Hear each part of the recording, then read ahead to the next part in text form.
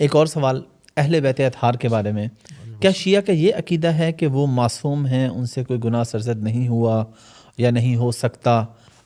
مطلب جو ظاہر بات ہے، میں جو گزر گئے وہ بھی تو موجود نہیں ہے، اور اہل سنت کے ہاں یہ عقیدہ ہے کہ صرف انبیاء معصوم ہیں، غلطیوں سے پاک ہیں. اس بارے میں آپ کا کیا عقیدہ ہے؟ اہل البیت سے مراد ایک تو یہ ہے نا کہ امیر المومنین اور حضرت سیدہ زہرا سلام اللہ تعالیٰ علیہا کی جو اولاد ہے ان کو ایک عام معنی میں اہل البیت کہا جاتا ہے. جی بالکل.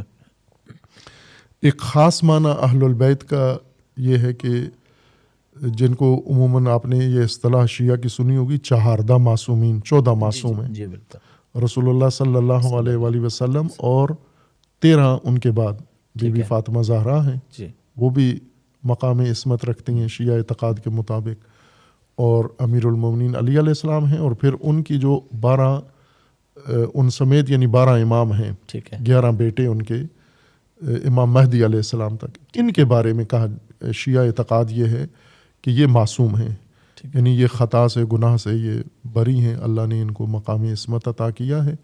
لیکن جو ان کی اولادیں ہیں یا ان کے باقی بھائی ہیں یا ان کے باقی رشتہ دار ہیں، ان کے بارے میں نہیں کہتے، عصمت ان کے بارے نہیں، صرف جو امام ہے.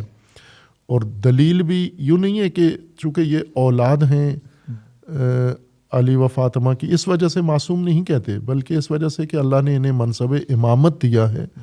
تو جس دلیل سے انبیاء کو کہا جاتا ہے معصوم ہیں، نبی کیوں معصوم ہونا چاہیے؟ چونکہ وہ لوگوں کی ہدایت پر مامور ہیں، اللہ سے دین اللہ کا لے کر لوگوں کی ہدایت کریں گے.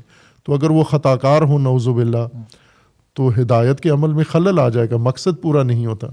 تو اسی طرح شیعہ کا اعتقاد یہ ہے کہ ائمہ اطہار بھی مامور ہیں اللہ تبارک و تعالیٰ کی طرف سے، نبی نہیں ہیں، ان پر وحی نازل نہیں ہوتی، لیکن ان کے جو فرائض ہیں وہ نبیوں والے ہی ہیں.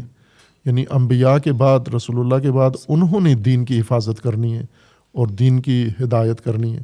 تو وہ اگر خطا کار ہوئے تو بھی وہی خلل پیدا ہوگا جو انبیاء کے صورت میں کہا جاتا ہے. تو دلیل ایک ہی ہے دونوں کی عصمت کی، اور وہ امام ہونے کی وجہ سے معصوم انہیں کہتے ہیں، اولاد ہونے کی وجہ سے نہیں.